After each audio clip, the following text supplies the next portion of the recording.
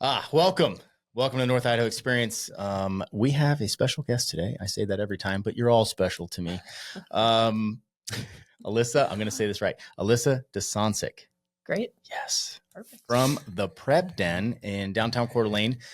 Today's all about prepping, people. We're going to talk about prepping, something that Dave and I know very little about, to be honest. So we have lots of probably dumb questions. And if you're from that world, you're going to think we're idiots. But if you're not from that world, hopefully you gain some knowledge out of this podcast today. So thank you for joining us. My pleasure. I appreciate it. Okay. So what, we should touch on like your background. You haven't always been into this, right? No. What, where do you come from? As it relates to this, I just started prepping 12 years ago. Okay. Maybe. It's 12 years longer than I did. For my family.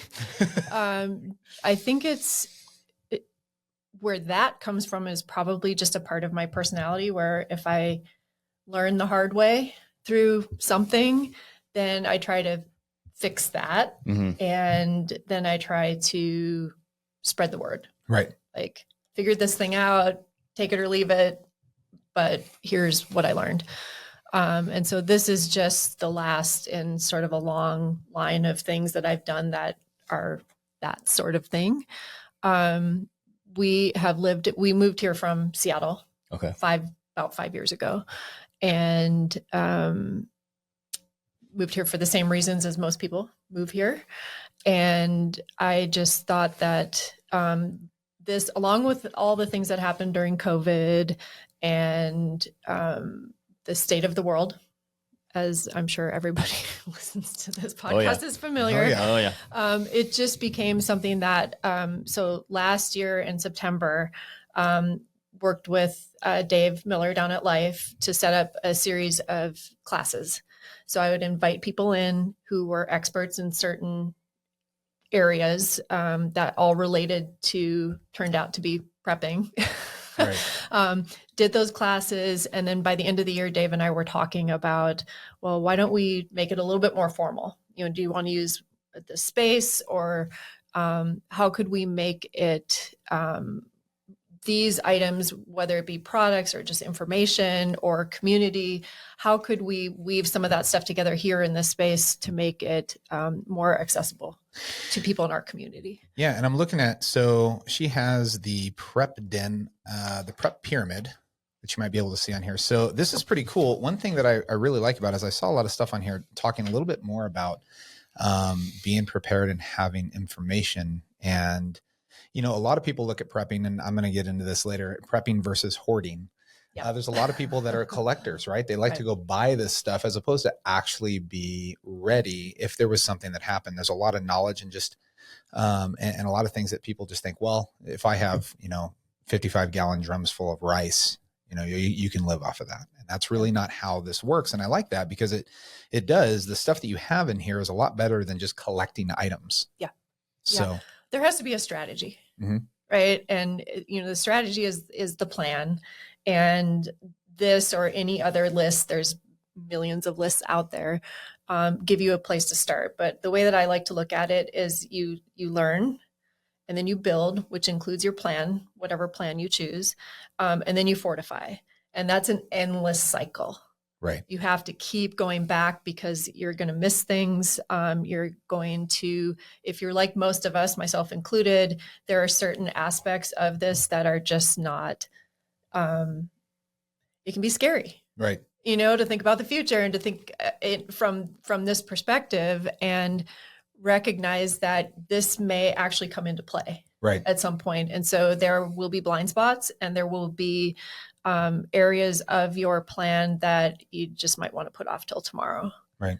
And so getting yourself into that mindset where you have a scheduled time, whether it's, once a week, once a month, once a quarter, where you actually focus on doing that sort of thing, which is, learn something, make it a part of your plan that's actually take active steps and then beef it up over time. So you started this path, you said 12 years ago.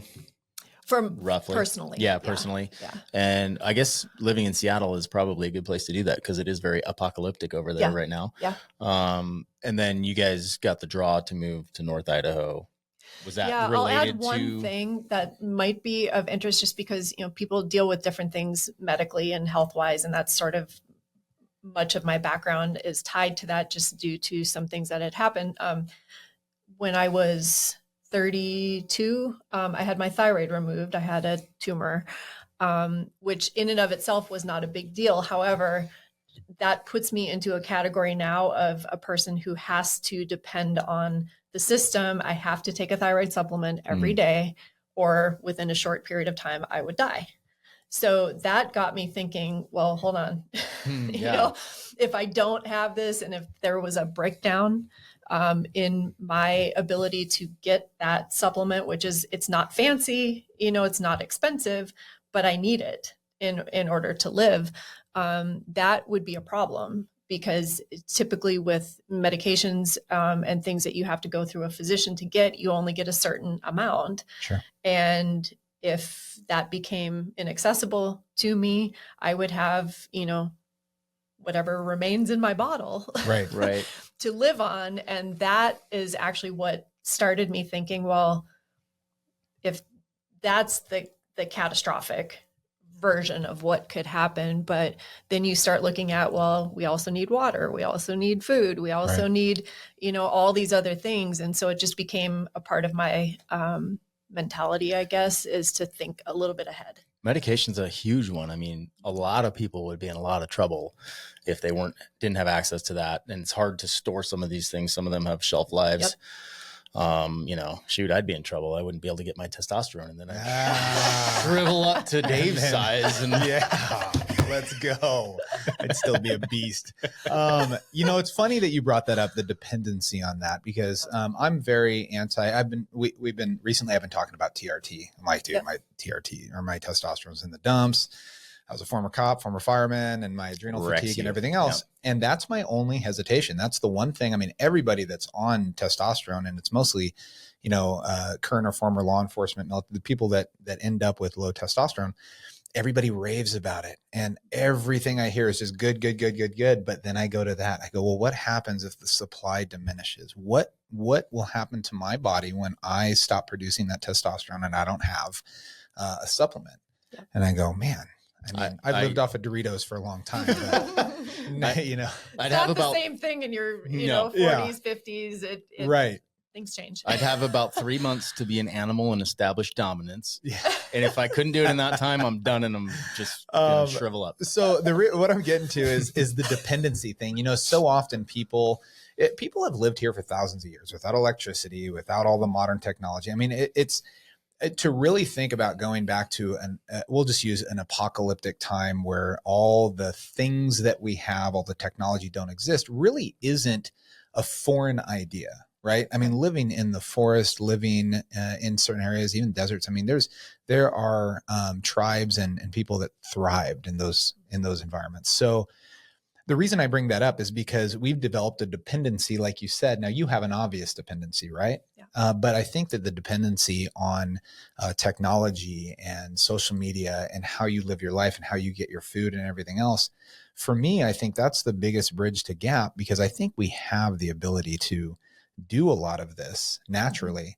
And I think that's where the knowledge that I was talking about, it's not just we've lost that piece. You can't even change a tire nowadays. Right. Yeah. So I think that's really important. And what's your perspective on how important is it for people to focus on learning skills versus having supplies? I mean, I'm sure there's a balance between the two, but what's your advice on those? Well, so there's another item that is printed that I call the continuum. Okay. And on the continuum, there are 7 stages. And at the level 1, that means you don't think about it. You don't worry about it. You don't haven't taken any action on any of these things, whether it's prepping specific or just future, preparation for other things. And then you move up to a level 2, which means I bought a few things. I have maybe a bathtub liner to store some water, or I have guns, or I have, like you've got Level 2. She looked at me when she said guns, just for the record. which is good, Yeah. or you bought some freeze-dried food. Okay. But you maybe haven't taken the steps to understand so the lights go out, things are weird, and you know that they're weird and they're going to stay weird for a while. What do you do with that stuff? Like, how do you actually cook the food? That's Right. another thing. People don't necessarily think about the comprehensive nature of staying alive. I turn on my stove. And Yeah. What? And Right. in that instance, you wouldn't be turning on your stove. Right. So like, what do you do there? And so that, I think, is obviously the knowledge component and the learning piece of this takes time. Right. And you have to find the right sources for your information. There's a lot online, but as if anybody else is anything at all like me, that tends to like hit the surface and sort of bounce off. Yeah. to a certain extent, like we've got such short attention spans, and we are used to sound bites, and you can't learn how to do the really important in-depth training that you need on some of these items by just watching internet clips.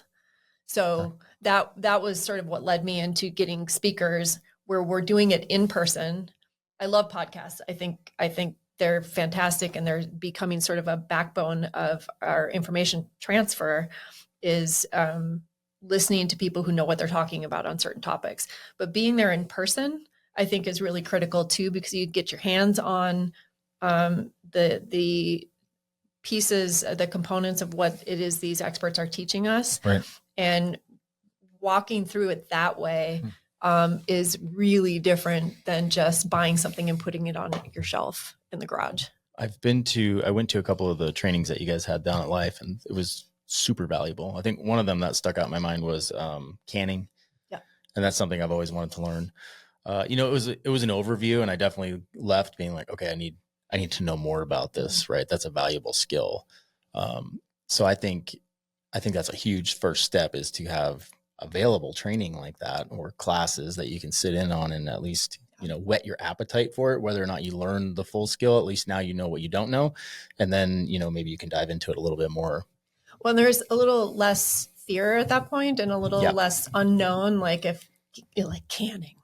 Right. It's actually a fairly big topic, and people will dedicate their lives to understanding. Like our instructor, Laura Denning, is fantastic, but she's got years and years worth of trial and error, and, making a business out of that whole thing. And going to one class is a great place to start. Just like I look at the shop, the Prep Den shop is just like, come in and just check some things out. You don't have to buy anything. You don't even have to, but it's to get your brain sort of like open to the idea that this is an area of life that might be worth your time to dig into further down the road. How come you think, I know there's a stigma around prepping, right? It's just people think it's weird or something. There's or a pop culture aspect to it. Is that it? And like, why? I think, you look at some of the people, I got friends that they're like, well, I have a buried bunker. I can't tell you where it is. And it's got all these things. And I'm like, is that your plan? Like, you're going to live underground for 7 years? Yeah. Is that what you're going to do? Cause I'm going to go ahead and face the radiation, because I'm not doing that. So I think there's a pop culture aspect to it where people just buy stuff and they think it's this, like, I got to guard my, the truth is, I think that we're going to have a terrible first 90 days, right? Mm-hmm. If something bad happens, the power goes out, we're going to have a terrible first 90 days. After that, you're going to start seeing clicks. You're going to start seeing people work together. The isolation is going to be real. Hopefully sooner than that. Right. Because I got people in California that say, oh yeah, I'm going to drive up to North Idaho. I'm like, look, dude, you got one tank of fuel. You're not stopping off at Chevron on the way up here. Plus, by the way, you don't know how to navigate. You don't even know what roads to take up here. Yeah. And you're telling me, and then you know what's going to happen? You're going to run out of fuel in the middle of the Nevada desert, have no idea where you're at, have no resources except for what's on your back, and you're not going to know how to get here. So that's unrealistic, right? Things are going to be isolated. We're not going to know what's going on in the rest of the world. But I do think people will come together, and I think there's the opportunity to say, hey, what's your skill? What is it that you can contribute to the community here? Mm-hmm. Just like tribes used to do. Yeah. And I have evolved since, I started this, where I was thinking we would each individually, or at least as a family unit, need more than I see it now. And that's been, since last September. So not that long a period of time. The way that I look at it right now is make sure that you are secure for 30 to 60 days with Makes your sense. stuff, and bugging in, not bugging out. Right. Because bugging in, you have the rest of the things that you need. You have, hopefully your home wherever you live, and you have made connections with neighbors, Right. Your trusted friends and other local people, because, it really comes down to knowledge, supplies, and community. Community, I think, is the biggest part of this. And if you have time to breathe, have time to get out of the fear mode, which, something happens, we're all going to have some sense of fear or reaction. I mean, some of us are better trained to handle things like that. But most of our community will be in some level of terror, I think, for a short period of time. Once that is reduced, and time helps, but also I think what helps is just knowing that you've done some planning ahead of time where you can connect with other people who have either experience or have supplies that you, and the knowledge too, of course, that you don't have, but it. So you can let your brain start working again. Right. So, yeah. I think that's really good advice. Yeah. I have, I don't know, probably at least a month's supply of freeze-dried food. And I was just writing a note over here as you were mentioning earlier about how you're going to cook that. And I was like, obviously I can make a fire, but I was like, oh, yeah, I'm going to have a little bit of a better plan than that. So I was writing that down, but, that takes the edge off of that side of things. And yeah, like guys like Dave and I might be better prepared for that initial, but then down the road, right, we are going to need to rely on other people that have a different skill set. Yeah. And I think that's important. I mean, whatever it is that you can bring, whether it's security, whether it's hunting, whether it's, the knowledge of how to, preserve meat. Like I said, people have lived here forever. I got a question a little bit off topic, but I'm sure that you talk about this is, I have in my nightstand, I have a folder that I've gone through and I've rated things from 1 to 10 for my family and kind of written down like, hey, here's what to expect. Cause we all know the X factor is people. Yep. Everybody knows what an earthquake does, what a hurricane does, what snow does. I mean, those are pretty relatively normal with little variation. People are the issue. I mean, I can't imagine being in Seattle, San Francisco, LA, New York if something like this happens, right? Because you have the X factor everywhere. Yeah. Up here, we have much less of it. So, but I have a binder that I keep that basically goes down like if we had a catastrophic earthquake, what to expect. If we had a power outage, if we had a nuclear strike, like how people would react. And in my eyes, just doing a little research, hey, this is what we can expect. And this is how high of a threat level this might be for us. When you're talking about prepping, what do you think the biggest threat to society in general right now is to where you would have to enact any sort of prep plan? Yellowstone. Yeah, it's not nature. It is people. And I'll admit that I tend to be very trusting of other people. It's just my nature. But I've learned over the years. And this has really driven some of that home for me, in that I have talked with a few people in this community who I consider casual friends, who have said to me directly, I will just kill my neighbor and take what he has. I've heard that. Mm-hmm. And so that's real. I don't like that, obviously, but it's real. So I think, to answer your question, that part of it, I think, is the biggest, the jeopardy that we will all be in, is not knowing how other people, especially those around us, will react, and having to defend ourselves against them would be the most difficult thing. That'd be extremely hard. What do you think would lead to those types of situations? Do you think like the biggest threat that we have to get us to that point is like, do you think it's like a nuclear strike, or it's just lack of resources, or the electricity goes out? Just food supply? It's food, I mean, if you listen to, there's some major podcasts. I don't know. Can I mention? Yeah, go for it. Well, like Mike Adams, as an example, health ranger, and he does his report, and I don't agree with everything that he says, but I think that he lays it out there in a very logical and linear way, and incorporates so many different aspects of what we could be facing that I think he's good to hear out. And what he continues to bring up over the course of the last maybe year or so, a handful of times, is that, people after the 3-day window, 72 hours without a proper meal, people start losing their minds. Yeah. And they will do anything that they need to in order to fulfill that basic need. And especially if they see their kids starving, right? Yeah. That opens a whole new element.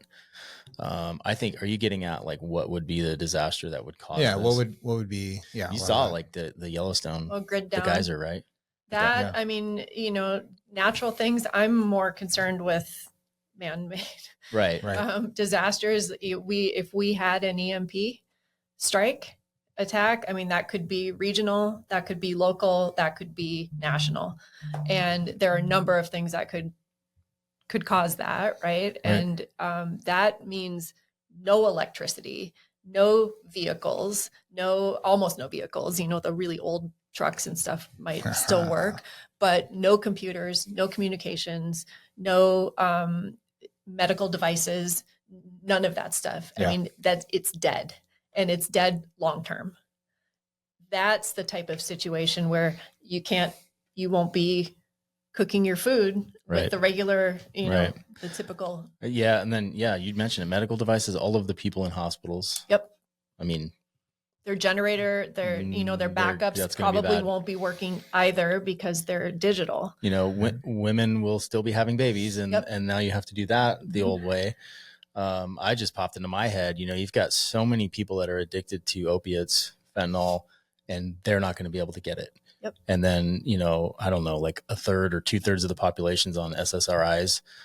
What does that mean, Dave? You said it the other day. Serotonin. Hold on. Selective serotonin reuptake inhibitor. Boom. There you go. They're not going to get that. All of these things, that's a whole nother side where you're going to have a lot of people that are, going through withdrawal or angry because they can't get their fentanyl or whatever. Yeah. Interesting. Yeah. And that's, it's not to make people fearful, because I do think that we would figure out in time a way to recreate the foundational, items that we need, and the resources, we would get things flowing again. But it's those first couple of weeks where people don't have access to any of the things that they've depended on, that a lot of them will freak out. And it's that freak out that leads us to other scenarios. Right. And the base of your pyramid is food, water, shelter, and community. Yep. All things that we don't need electronics and everything else for. It really kind of resets. Yeah. Well, got to change gears just a little bit. Sure. Difference between hoarding and prepping. Okay. Because I have a lot of hoarders, right? A lot of people up here are like, oh, I'm a prepper. I'm like, I got a 55-gallon drum full of 9mm. Like, cool. Right. They have all the supplies in the world hidden somewhere, but they live downtown and they don't know how to hunt. They don't know how to do anything. That's my fear.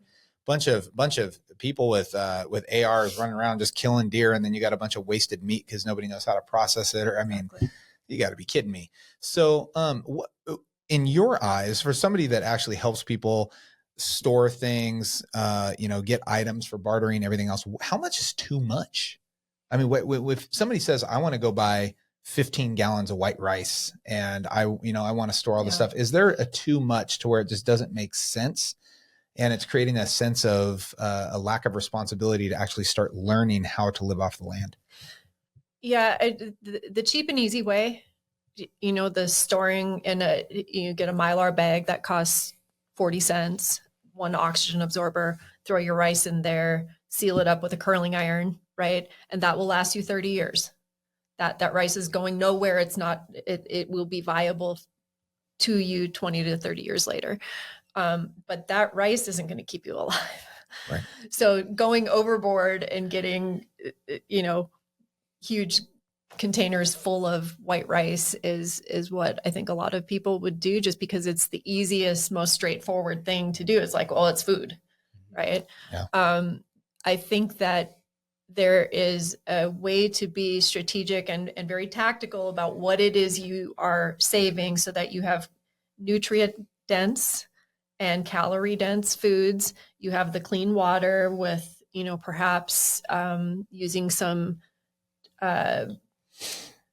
just say we've got some stuff in the shop and you can buy it elsewhere, but like chlorine dioxide as an example, to make sure that your water is truly clean, that you would be able to use just that little setup, a couple boxes of food for a family of 4. Right. If it's stored correctly and it's nutrient dense, that is going to get you through a couple months worth of time. Yeah. No problem. And all of that other like empty calories, it's not going to really do you any good. Yeah. Long term, it would let you get something into your body, but it's not going to be. So 5 years worth of jarred pickles is not necessarily what I need to be focusing on. Twinkies do last forever. I don't think so. I think just in our own family, what we intend to do is make sure that we've got that first, X number of months covered. But the more important thing is like what we were talking about before. It's community. It's a small group of people that I know and trust that are local here, that we know if shit hits the fan, those are the people that we go to. Yep. And those are the people, they know things that we don't know. And they, Laura knows canning and she's got a whole stock of that. We've got some of the other things on here that a lot of other people don't have. Right. But we don't have what she has. And so we've already negotiated amongst us, not saying Laura specifically, but we have our group. And I think that that's really the only way to make it through, without too many worries. I think there's a lot of stuff too. Like, I mean, this guy, you can't go eat everything. Okay. That'd be hard for me. Have you played Oregon Trail? Give me sticks. If I chew on sticks, I did. I know how to ration because I played Oregon Trail. Okay. I know how to ration my food. I never went big on that. So I know how to keep things minimal. Everybody died of dysentery or something like that before I got across Kansas City River. But anyways. Well, that's why I mentioned the chlorine dioxide too, is, that there are ways of getting some of these things that are not broadly marketed. They're legal, they're, all of the things, but I think it's just important to learn some of the tips and tricks of using what you just have around the house, and just making it work in a different way for you. And understanding too, I think this is maybe the biggest thing, is that we have lived, our generation, the generations after us certainly, and then maybe a couple before us, have lived in the lap of luxury. Yeah. We don't really know anything about existing without the infrastructure that's been given. Well, I mean, to us. I imagine you wear glasses. Are you nearsighted? I'm nearsighted. Yeah. Right. So those glasses go away. Yep. Things change really quickly for you. And I think that's a lot of the dependency that we don't think about. Right. Something that interests me too is the fact that, there are people in this world that if all the power went away, if everything went away, they would just continue to live their normal lives, because those tribes, a lot of people live in poverty in other nations and everything else that don't have access to the technology that we do.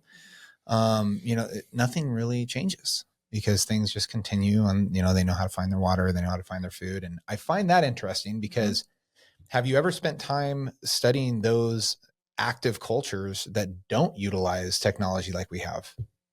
Basically hunter-gatherers, right? Is that? Yeah. A lot of third world countries and places where people have to rely on. Well, it's really different in a northern climate. Okay. Because if you look at the way that people live their lives, even if they are less sort of the Western world, they will prepare for the winter all year. Yeah. They grow their food, they can their food, or they store it somehow, and then they use that food during the winter, and then they repeat the cycle. Okay. Boy, it's the farming culture. It's a lot easier to go to the store and get processed food. Jeez. I know. Sounds like a lot of work. we've been we've had a garden, large garden, deer proof, all the things. I get organic dirt and everything else.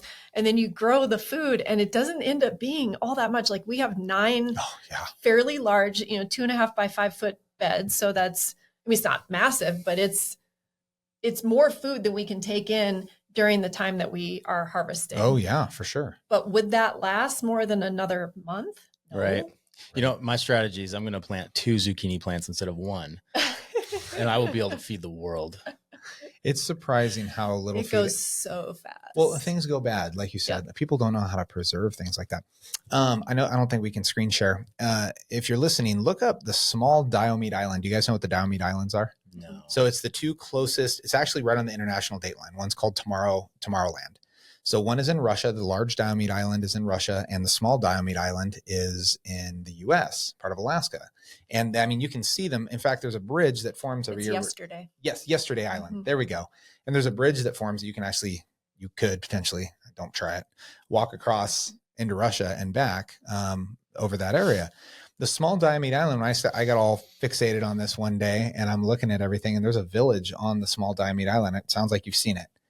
These people live on the edge of a cliff up against the sea, and I don't see any lakes on that little island. I don't see hardly any growth. I mean, it's like birds and some small bushes from time to time, and there's only like 100, 150 people there, but they live there year round. And that's the type of stuff that intrigues me because people will find a way. There's smart people. So when I think about all this stuff happening, I just know that there's people out there that live in these extreme conditions and they do it. I'm not saying they're having the best time, but they're taking care of these basic things: is food, water, shelter, those types of things. And they have a community. That's what it takes. So you could almost make the argument that if you lost all of these modern amenities and you were able to survive, maybe it wouldn't be that bad, right? Like we get so caught up. All of the stress in my life is self-induced and it's work-related and it's phones and stupid phones going off. Right and, all of that. So there's I imagine there's a draw for people of a simpler time to step back. Obviously there's challenges and it could be very hard. I understand that. And if a situation like this happens, lots of people will die, and that is tragic, but there's always that draw. I do think it depends on where you are. Largely, there are a few people that I have either met or heard about who do wilderness training classes, and you're truly off grid for 2 weeks or whatever. Like the one lady who comes in from Northern Europe, she comes over here and she spends a few months just taking class after class after class out, and most people drop out. Yeah. Within the course of 2 weeks. And even she has said, I heard this secondhand, but she told a friend of mine who took her class that even she, who has dedicated her entire life to being able to live completely off grid, she only has a certain period of time where she would be able to actually maintain that. What would you say to someone that lives like in a city? A big city, Get LA. out. Yeah. Like what do you do? I mean, well, yeah, just move. Get out.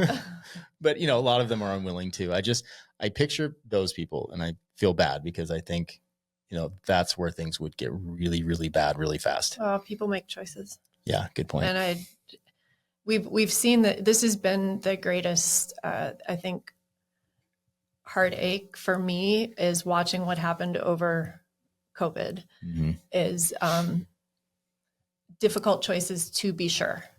And I'm not angry at anybody for making choices that were different than mine. However, there are consequences to your choices on both sides. And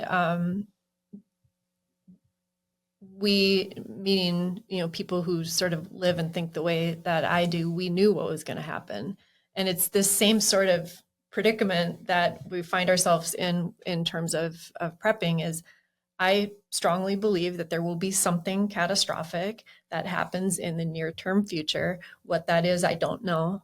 I don't know exactly when it's going to happen, but we have time right now to get some things in place. Right. And if that includes getting out of wherever you are, it wasn't easy for my family to move. We had 20 plus years worth of life in Seattle. Right. And our whole entire lives were there. And yet we moved and started over again. And so I don't know. It's a difficult discussion. Right. Yeah. I think there's a lot of, you want to go? Go. Okay. I think it's important to be able to be mobile too, right? So my advice to someone in that situation, if you can't move, or if something happens before you're able to move, is to recognize the signs of things going bad and make the hard decision faster than everyone else makes the decision. Right. I saw this in Paradise. We were living there, and the whole town burned down. And a couple things I took from that. I was working, so I was on the radio. I knew things were going bad, and I relayed that to my wife as quickly as possible. And I said, you need to get the kids and get out, like now. And she did that. So she got ahead of the traffic. And if you're ever in a situation, I've been in this twice, where I had to help evacuate a large town, not even that large, 30, 40,000 people, right? And the traffic jams happen fast, and then no one can go anywhere. It's pure chaos, and that's when things get apocalyptic really fast. So we were, thankfully, because of my job, I had a little bit of a head start, but we were able to make that decision so she could get the kids and get out. Because of that, my kids didn't have to drive through flames like many of their friends did. They didn't have to get out of the car and run through flames like many of their friends did. And it, potentially could have saved the lives of our kids and my family, just making that hard choice. Like, hey, things are getting weird. You got to go now, not sit around and talk about it for 30 minutes or call your friends or do whatever. Like, get your shit Or and blow go. it off. Right. Which is, it's hard. When to go back and online. Sometimes you have to go against the norm to make that decision, because she had friends that were like, oh, I'm going to, do whatever and go fart around for 30 minutes. And those are the ones that like very easily could have lost their lives in that situation. The other takeaway I had is that, you need to be really mobile. I had food storage. I had guns. I had ammo. I wasn't home. I was working. My wife had 5 minutes at the house to grab as much as she could. All of our food storage burned up. All of my guns burned up. All of my ammo burned up. The kids got out, and that was the number one thing. So keep that in mind. You may be in a situation, depending on what kind of disaster happens, that you are simply unable to get that stuff. So you need to get as much as you can. So if you've got a 55-gallon drum full of 9mm ammo, it's not going to do you any damn good. You got to be able to carry it. Yep. No, I think that's good. And I think there's a false sense of security that people get. Yep. We went recently, and I was like, man, I started thinking about things. I'm like, I gotta start getting a few more supplies. And I'm very much the person that's like, 30 days, 60 days. Other than that, I need to figure stuff out for long term, right? I just can't, I can't eat the spaceship packets, every day. That's just not going to work. They're very good, but I can't eat them every day. So I think there's a false sense of security that people get when they have supplies. I hear it all the time, like, oh yeah, I got this and I got these things. I'm kind of like, well, I got a year's worth of food. Yeah, good luck, dude. Mm-hmm. So in your field, what do you suggest for somebody like me? I have, dried food at home. I have supplies. I have stuff. I've talked about bugging out just because I have somewhere else that is an inn to go to. Sure. So I still have a home that I can go to and everything else. It's not necessarily directly in suburbia that might fare a little better for me. Just, we have a lot of stuff up there. So we have our 5-minute drill where I'm like, all right, you grab all our stuff and we're out. But for somebody like me that has stuff at home, food, supplies, medical equipment, emergency equipment, what is your recommendation for people? It's very easy to just put it there and let it expire for 10 years and never make a meal out of it and know what it's like. What's your suggestion in terms of using your supplies in non-emergency situations to be prepared with them and educated on how they work? Yeah. So I have, say a couple things about that. I have I'm just calling it the rack in my shop that I've built out in another location that I'm transferring over into the shop right now, which has everything that you would need for a family of 4 for 90 days. And the way that I have it set up is that you take things from the front first and you know where everything is. So if you do stay put, you have all of that. Now in the other times, the canning, all of that, obviously you want to use your food and replace it as you go. So make sure that you have room behind that rack to put the new stuff from the back, and then take the good stuff from the front and actually eat it throughout the year. I think that that's what people, I did that initially. Yeah. I got all the stuff, spent thousands of dollars, learned the little things that I needed to know, filled up a few storage racks, and then let it sit there. Yep. Over in Seattle, half of our garage was meant for prepping, but I didn't use it. And I didn't go back and look at it. And I didn't have a plan for how I would, maybe extract some of that stuff and get out of the city. Like Right. I just, so that goes back to, I think what we talked about earlier, touched on, is the knowledge, the learning has to be consistent. And then community. Okay. Because you will only be able to do so much for yourself or your family from the stock that you have there, especially if you're not constantly going and checking in, making sure that it's still good, making sure that, use up your oldest stock and then replace it. Okay. Which it's a whole process, right? Mhm. And it's not easy to do initially, but as you do it over time, it gets easier, just like anything else. And if you can, like, once a week, have a meal from the stuff that you have in your garage. Yeah. Once a month? Once a week. Once a week? Well, yeah. Just so you're constantly rotating through it. Okay, I see what you mean. I don't want to eat that shit. Keep it fresh. Then why are you stockpiling it? The space meals, or Yeah, whatever you call that's them. what I'm talking about. The space just like meals. the pasta. Oh, gotcha. You Yeah, know, okay. like, because Okay. you're gonna have Not some the of that space. I don't have to stuff touch too. the space No, meals. no. All right, Leave that stuff I don't wanna eat that for shit, the unless I absolutely need to. true, Yeah. doomsday scenario. Like, stroganoff. Well, I again. see people that go like, Yeah. "Oh, I No. have this water straw, and it does all these things." I'm like, it seems pretty simple, but have you used that? Yeah. You have Like, to I try feel it. like if you're buying something, buy two and go use it. Go make it something that's natural for you to use. A little flint, starting fire Yep. with that. Like, that's really cool. Have you but never it's- watched Survivor? it's Do you know still- how long it takes Yeah. for them to start the It's still in fire? plastic. I'm like, go at it. Let's see. It's nice outside. We got electricity still. Sit inside in the air conditioning Yeah. and watch Good you. luck. Right. I think people need to practice that stuff. I Yeah. think that's a huge part of prepping, is the fact that people don't actually put themselves in the scenario. Mhm. You think about it. What happens if, oh my gosh, a nuclear weapon goes off anywhere in the world, right? I don't care if it goes off in friggin' Perth, Australia. It's about as far away as you can get from us. Yep. That's going to set me off, and I'm going to be like, what's next? Yeah. Right. Oh, yeah. So Mhm. putting yourself in that position to be able to say, hey, what exactly are the steps that we need to go through? Not what do I have, but this just happened. What What's would step you- one? What would you order if that bomb, went off somewhere else in the world? What would you what would you say in that moment to yourself and your family? We need this stuff and we don't have it. I know. Radiation tablets. Is that where you're going with that? Anything Yeah. really is like, what do I didn't you know that's a not thing. have? that Oh, you would don't need? have any of those? Yeah, know a radiation guy. tablets are, Got you, boo. iodine, Yeah. right? And so, yeah, so it will secure Hey, your thyroid. You're good there. You don't have one. I know right? I don't have a thyroid. Sweet. So is it just iodine, basically? Yeah, it's a certain type. Huh, Of I'm interested. iodine, I don't but have yeah, that. you can buy those online at a I don't actually carry those, but in the next couple of weeks I have my web guy who's awesome. His name is Mason. We know Mason. Yeah, so he's helping with an affiliate page. So I will have some links on the website that will give you discounts and stuff Yeah. that you can go buy some of the stuff that I don't carry at the That's shop. pretty neat. He knows my plan on nuclear strike, but we're not going to mention it so nobody else knows what it is. Oh yeah. No, we don't talk about that. We're all doomed if it goes that route. By the way, I just listened to a podcast about that. So if one person launches nukes, everybody launches nukes, Well, that's the and then assumption. we all die. So That's the assumption. I'm But pretty sure. it's that. Depends on where it goes off. I mean, there's a lot of talk right now about, potential, and this is conspiracy theory, but so many conspiracy theories have come true in the last year or two. And what?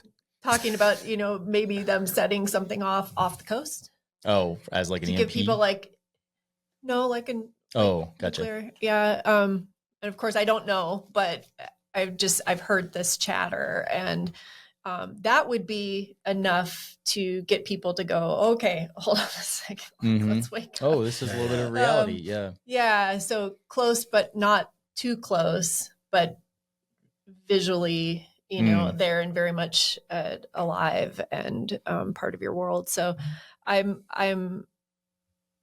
sort of sad that I think is what it's going to take to have people join the conversation. Yeah.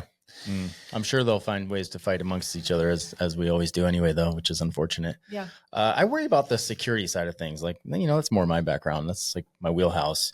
And I think about that a lot. What are some resources people can do to prepare for, protecting their families, right? What have you found in your searching? Yeah, I mean, that's a complicated subject, right? Because if you involve weapons of any kind, you have to have training. And so like we had George Howley from good dude. Former NYPD. Yeah, we've had a couple of cops. My dad was a police officer for 32 years, Minneapolis PD. And so I used the lingo that he used. So police officers, not cops. We can call them cops. Yeah, so they've come in to do a few different training sessions for us. And so my thought on that is just like anything else. It's like, get involved now, start your beginner. That's fine. Go take a class, learn how to get your concealed carry, and then go out and just practice. Practice instead of going to the beach one day, go to the range. And again, surround yourself with good people, know what other people in general have and what you have access to. And then it's just a matter of practice. Yep. Right. Yeah. You can't, I wouldn't expect anybody to be able to defend their home if they didn't have a fair amount of training. Yeah. I think also, it's going to be, I think if I lived in a big city, I think I would expect people to be more aggressive, especially people that are, villainous. To come and take things from me. I think being in this area, I feel like one of the reasons why our crime is so low is because people are so armed. I think there would be a big hesitation to take a group of people even and try to take somebody's 5 acres because they know what's on the other side of that. I have a feeling that there would be a little less violence just because of the amount of firearms that are up here and trained personnel and everything else to where you got to think twice. That's why people don't kick indoors in North Idaho. It's not good. Terrible idea. There's somebody playing Welcome to the Jungle in the background and they're just like, I've waited for this moment my whole life. Castle doctrine. Right. Yeah, I think you're right. And there will be a criminal element. I think, we all know that, like the military, the police, that is their job, is to keep them at bay. And when they're no longer there, right? I mean, you can't expect cops to go to work still when they have to worry about their family. Like, I don't think that's a reality. I'm sure I would not. My wife would be like, nah, babe. I'm not. That's not what I'm here for. So, so then it would rely on those tight knit communities of people just coming together and banding together, like neighbors trusting each other. And I think that's very important to have that. Because and building out a neighborhood plan too. There are a lot of resources online. I should actually link to a few of those. We can do that on my website, and you too, where they have you can don't reinvent a wheel. Like there are plenty of cities out there that have done a huge amount of research and put together these really intricate plans that you can then take and maybe simplify for your own, like, let's say you have a neighborhood of 25 homes or something, get those people together and just start talking about it, because the information is out there. Yeah. It's the brain power that has to be applied to it in order to make it useful. You know what I like about, one thing I like about North Idaho, of the many, you go to the range here. I like to go to Fernan Gun Club. That's a great spot. You go there on any given day and you will see men, women, children, all of these people shooting. Lifestyle. Yes. But it's so important. I've carried a gun almost 20 years of my life every day. And it takes a long time to get very comfortable, right? And I don't mean just to be able to shoot holes in paper. That's not really shooting for combat, right? I mean, being able to function under high stress when your heart rate's 150 plus beats a minute and making good decisions still, like sometimes not shooting is the better choice, right? And that requires training, and it requires consistent training, like at least quarterly, ideally would be monthly. But I see that a lot up here. I see, anytime I go to the range, you see families out shooting, and that's cool. Yeah. Well, they make it easy for you too. I mean, these instructors are excellent. They are very personable. It's not like you walk in there and you have to feel awkward or anything. You go in and they make you feel at home. They make you feel safe. And then they take you through it step by step. I mean, literally holding your hands, so you don't have to be worried if you are a novice or if you've never held a gun before. Like, just go talk to George, talk to, one of these other guys out there. And you can learn faster than you think. You just have to take that first step. Right. Mm-hmm. Yeah. Yeah. And, you can get plenty proficient pretty fast if you have focused attention on it. You might not be SEAL Team 6, but that's okay. Those guys live up here too. So good to know. They do. Yeah. So maybe that's your neighbor. Good luck. That'd be great. It's funny you said about people leaving. Funny kind of side story. When I was a fireman, a Barry Fox, one of our chiefs, he comes in and he's like this. He told us some story about some guy that there was a disaster and he left work. And he looks at all of us. He's like, would you do that? Would you? I'm like, what are we talking about here? He's like, oh, like if we have the big earthquake. I go, the big earthquake? I go, yeah, I'd leave. He goes, I'd fire you. I go, well, that's fine because I would take your truck. So just so we're clear, that's what I'm driving back home. I'm like, I'm not here to protect everybody with no resources, man. That's just not what it is. You know what? You say that, and I know if it came down to it, you're going to go do the job that you have to do, right? Because I've done it twice and pissed my wife off badly, right? Where, at the fire, like I could have gone home. Right. Nobody's over my shoulder, right? I'm in a patrol car by myself. But you knew your family was safe. There was that. So that's my thing. If there's a disaster and I don't know my family's safe, later. Yeah. That's good. That's my number one. Good point. Mm-hmm. And that makes all the difference. Yeah. I could have saved my guns. Yeah, I wouldn't go for that. But I told him, I'm like, you tell me communication's down. I don't know what my family's doing 45 minutes away. Yeah, I'm out of here, dude. Mm-hmm. Well, I think it's a really important thing to consider too, is that there are some groups around here who are working. You get law enforcement, you get, the government organizations and stuff, and they will provide some support to the community. And then we've got these other groups like KSRG and, some of these volunteer organizations and stuff, and they're trying to do things to get stuff situated so that people have access to basic needs. Right. But if things really were to go wrong, even those people will be dealing with their own families. Yeah. Right. Oh, for sure. And so there won't be a system in place that is clear or easy to get to, because that system won't be there anymore, because everybody's going to go back to their own. Yeah, especially in the immediate. You know what I mean? Like once guys and gals figure out their family's safe. Okay, we've got some stability, and it's been a couple of weeks or however long. Okay, now I can go devote some of my time and attention to the community. Right. That's where I would be. And I think there's going to be groups, like militia groups and stuff like that. I mean, they are going to be the top of the food chain in a lot of, they're already organized. They're ready for stuff like this. Hopefully they're good. Yeah, exactly. And so I think there's also that aspect of, that's going to be one of the communities up here that's trying to take hold and say, hey, we want this place to be safe. Hopefully they have everybody's good intentions in mind, but those previously established organizations that have talked about this, those are going to play a big role in North Idaho and other places in the country too. Mm-hmm. I mean, you think of gangs, right? Mm-hmm. Down in LA, those gangs are organized. That's a group that is going to take hold in a place like that because they're organized and they're together and they know each other and they have a structure. Whereas there's a lot of people out here that don't have structure with something. They don't have an organization. 95%. Yeah. Like even you look at some of the statistics, just verbal statistics coming out of churches, that they focus even some of their doctrine around being prepared. And they even will tell you that 95% of their parishioners don't do it. Right. They don't prepare. They're depending on that system. And so, coordination with other people is I'm just going to hit lacking. Costco on the way out of town. There you go. Right. Yeah. Good to go. I had somebody once tell me down in California, they said, oh man, if we get the big earthquake, we're going to be defending Walmart to make sure people don't come take the stuff. I'm like, what? That's dope. Open the doors, give people everything they need. You think Walmart cares? Right. Let people go in and get water and supplies and drugs and what they need. Last like 10 minutes. You're going to protect Walmart? Get out of here, dude. On. Yeah, that's a dumb idea. That's so stupid. Let it go. Which brought me up to something. We were talking about this. I'm like, there's a lot of things that I think people would overlook. You get something like that where people go in raid stores. People are going to take food, water, medication, supplies right away. Fire extinguishers are a big thing. Oh, yeah. Consider those. If people are going to walk right past those, right? They're on every single every pillar in Walmart and Home Depot.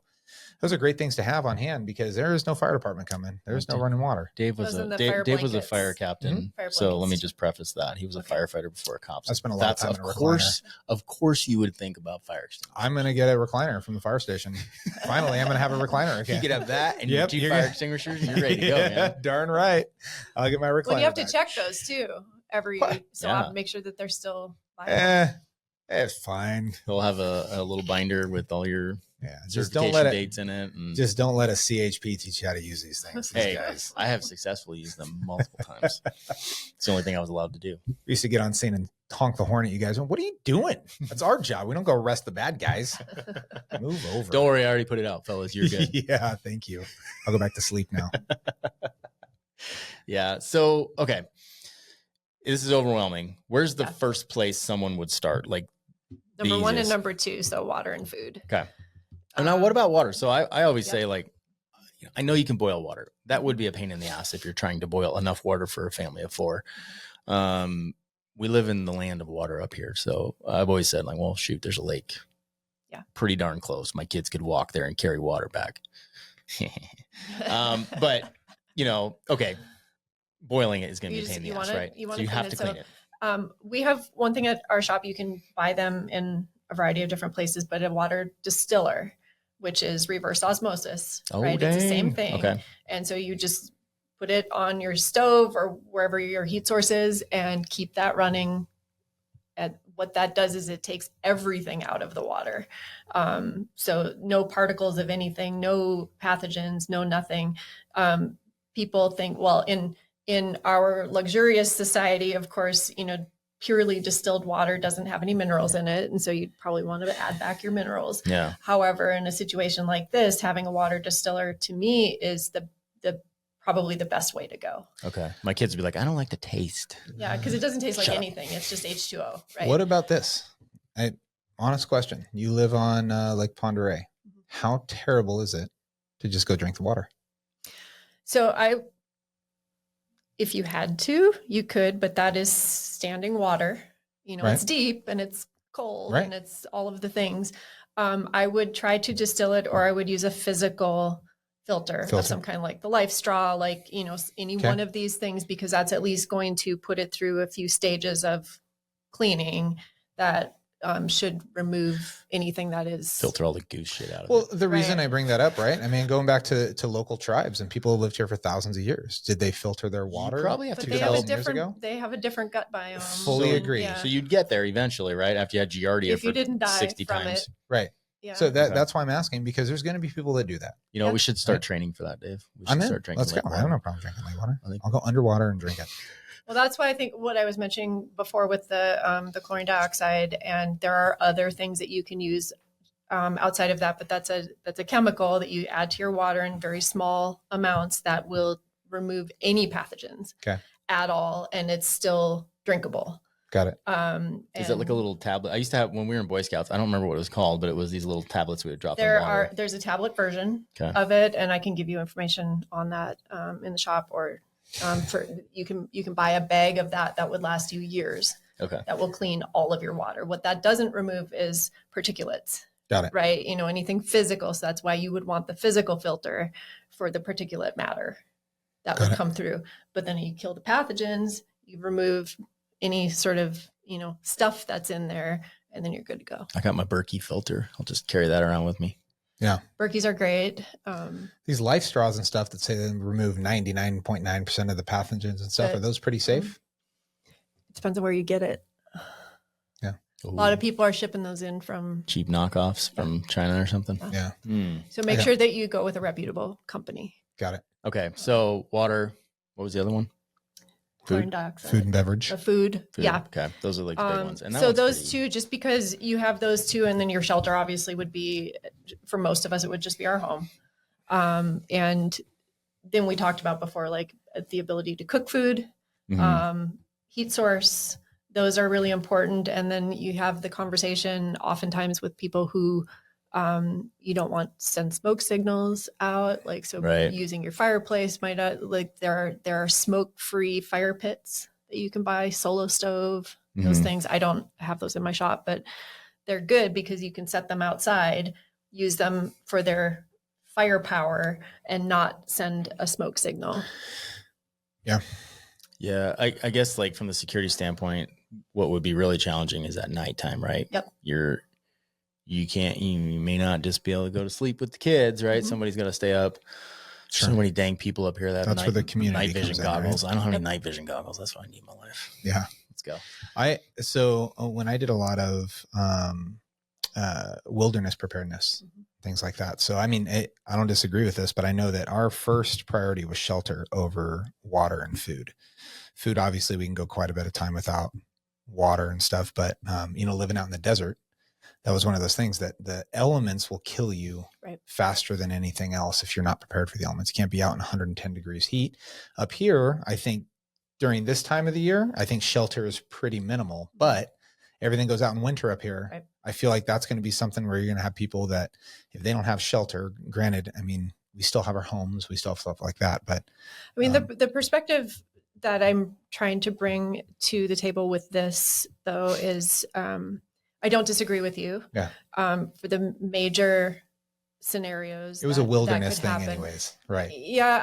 I'm trying to communicate with people who are, like I talked about that continuum, a 1 or a 2, where they haven't really put a lot of thought into this at all, or maybe they're scared or whatever. And I think it's an easier conversation to get them started. Got it. By talking about the easiest thing to do, which is to buy a little food, get a water, they've got like the water bob or this, I have an Alexa Pure type where you have a big, plastic bag basically that has a spout on it that you put in your bathtub. If something goes wrong, fill it up, and that gives you 2 months worth of water. There you go. I have a bathtub. Where do we find you if things go bad?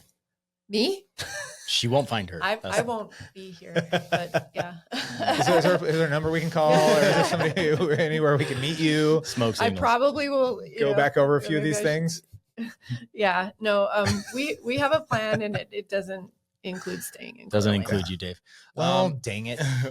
What's like, okay, so we talked about the very base level. What's like the high level? What's the pinnacle here that you may never achieve, but is pretty cool? I mean, we touched on that a little bit of kind of a plan you had. If you don't mind, you don't have to share like personally, but like ideally. Yeah. So, this is going to sound a little vague, but I think it's doing as much as you can with the time that you have now. Like asking that question of yourself, if it happened today, like right in this moment, you got word, like the lights went out and you'll immediately sense the panic around you. I think, what would you wish in that moment that you had that you don't have? Yeah, I would honestly be caught up in the humor of the situation that we were podcasting about the end of days. The power went It'd be kind of cool. I'd be on that for a minute, but once I got past that, kind of cool to end this podcast by just pulling the cord. Yep. Good luck. But you know what I'm saying? It's like, I know nobody who has everything on this list. This is 9 pages long. Well, 10 pages if you talk about the spiritual preparedness, because I think that's a big piece of it too. That's a strong component. Yeah. Yeah.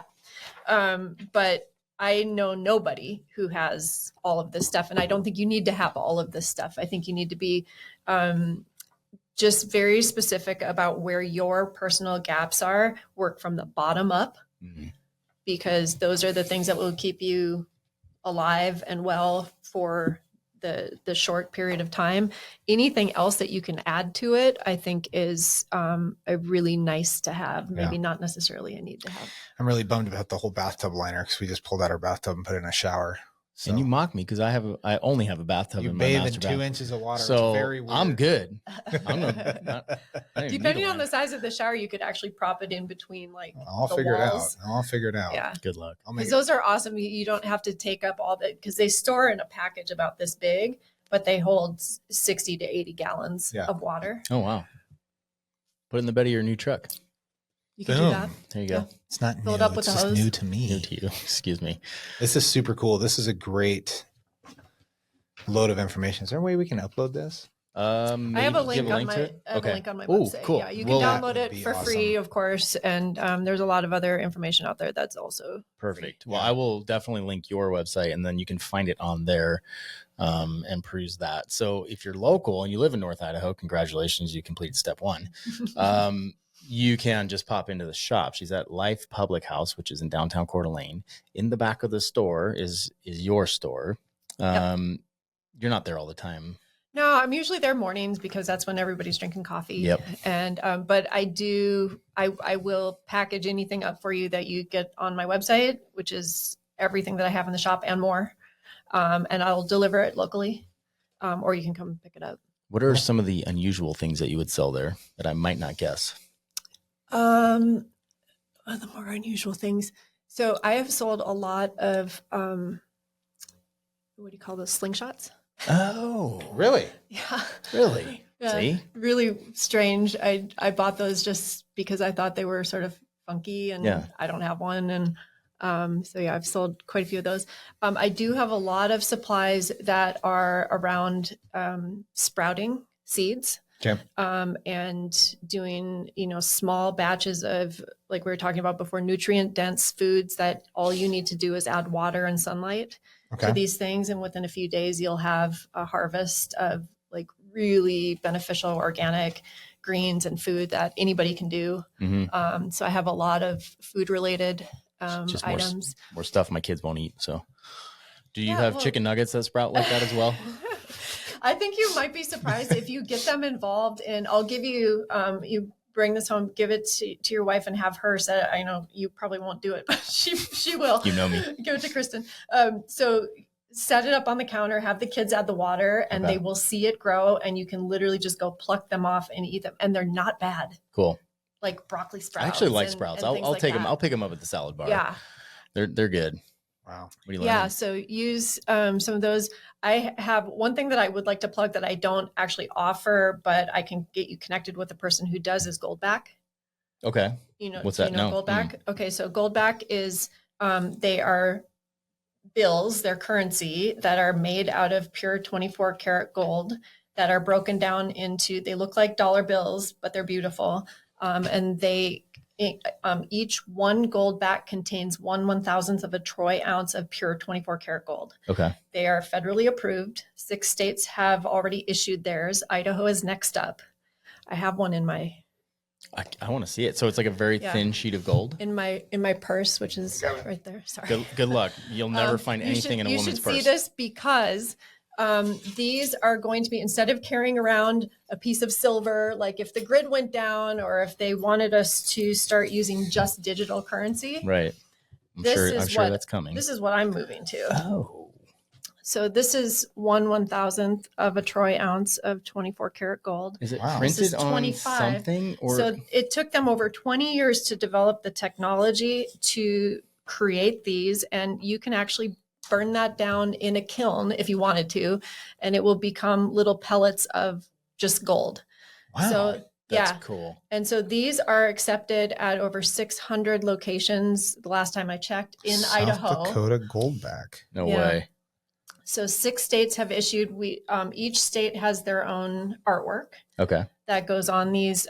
They are have based I out of never Salt heard Lake of this? City. And you just look at goldback.com. So this is between $1 and $2 right now, basically. No, that's worth almost 5. Really? Yep. One Yep. 1,000th of it, isn't it? One Is 1,000th it based off the ounce of gold? of gold. Yeah. Plus, there's a little bit of an increase because of the technology that they Yeah. use to get it in that. I get it. But it will trade back to you at that same price. Have Got you used any of these in town in Coeur d'Alene? I've used them at Life. Really? Dave takes them. No way. Yeah. I'm gonna buy one. That's Yeah. the coolest way to buy coffee. There's quite a few of the shops locally here, and especially as you head further north. Rich Rednick is the name of our the guy that sort of runs this area Okay. directly Holy with smokes. Goldback, and he's fantastic. He lives up in Sagal, and so they've got these distributed up there. But I leave these as tips, in restaurants and things like that, because I think that this is one of the best ways that we can, when Oh, this is a the big American dollar becomes less useful or maybe useless. We're going to have to transition to something else that is not digital. And this is, to me, this is the best route. So this would be $25 about? Is that what it says 25? No, it's 25 gold backs. 25 so gold it's backs. 25 times the one. Got so it. that would be about $125, a little bit less than that. Wow. Have you melted one of these down yet? I have not, but again, I go back to Mike Adams and his show. He actually did that live on camera. I want to melt one of these down. So where can we go to buy these? So Rich Rednick, I'll give you his link. Okay. He will get you hooked up directly with the company. They will send them to you directly. That would be cool. I'm going to melt one of those. We need to do that on here. We need to melt one down. Fascinated. I want to see it. Yeah. I don't understand. I've never heard of this. I love it. Yeah, I can see it when I look at the back. Like that is clearly, and they're beautiful, aren't gold. they? Yeah, they're really cool. Yeah, they're amazing. So it's really thin. It almost feels like it's printed on some kind of plastic or something. Is that what I'm feeling? Yeah, they describe the whole entire process and the materials that they use on their website, goldback.com. So cool. Yeah, this one's a South Dakota goldback, and it's got a picture of a. And they have like New Hampshire. There's 6 states. And Idaho's getting them here soon. Idaho's already approved it. They are just in the process of getting their, as far as I know, their designs like registered and then printed. That is super cool. Yeah. So this is this one's 1/40th of an ounce. So 40 of these would be an ounce of gold. Look at that. Yeah. That's pretty neat. So it's all based on it's all based on weight. Okay. Yeah. Yeah, that's a good point, right? What would currency look like? I mean, maybe ammo, maybe it'd be a bartering system. I don't know, but it is handy to have some. That's what we have currency. at the top of the pyramid too, is barter. Oh, yeah. Anything that you have that's extra, I think Fire extinguishers. That would come into play pretty quickly. Fire extinguishers. That's what I would barter. Yeah. 50 gold backs right there. I'll give you one 22 bullet for that. Thank you. So useful. Well, I'm going to keep that. Yeah, that's cool. So, okay. Yeah, we'll definitely link your website on the podcast notes when it comes out so people can find you there. And then any other, like if you have other interesting links that people might find useful, we'd love to tag those in there as well. Do. I think the most important thing that I'd like to just communicate to people is don't be afraid. Just dive in, learn some stuff, understand that, anything that you do with regard to this or any sort of future preparation is just going to benefit you and your family. And, if something happens, it is what it is, right? We just have to deal with it. And so to be fearful of something like that is, I think it just makes things worse. Okay. And so, yeah. Is that the spiritual component then that you had mentioned? That permutates every single other aspect of it, right? You got to get right with God. Yeah. And everybody can do that in their own way. But I think that, having an internal fortitude to stand up and say, like, this is the world that I'm living in, like it or not. Right. Sometimes that I'm just going to do my best to make sure to take care of those I love, and we'll see where it goes. Cool. Because we're only here for a short period of time anyway. Good point. You're never going to last forever anyway. Yeah, I think that's the really hard part is just accepting where you're at, because some things are just completely out of our control. Control the things we can. I can't remember. It just popped into my head the 12-step. There's like a Alcoholics Anonymous. Yeah. It's like, oh, never mind. I can't remember. Well, control the things you can and learn to let go of. Yeah. Accept the things you can't, basically. I haven't been yet. I haven't either. It was, never mind. Long story. Good point. But yeah, so I mean, that's really it. Just right? don't be afraid of it. It's not something that we sit around and talk about at polite, dinner parties or whatever, but maybe we should. Yeah. A little bit, right? I don't think there should be any stigma around it. I think it's okay to talk about that. It's smart to have a plan. It's not weird. It's best to not be shocked by, you may not want to listen to all of the things that news junkies like myself, I've got like all of the major podcasts going on in the background at all times. And most people don't want to do that. And that's totally fine. But there are a lot of people out there who know a lot about specific things that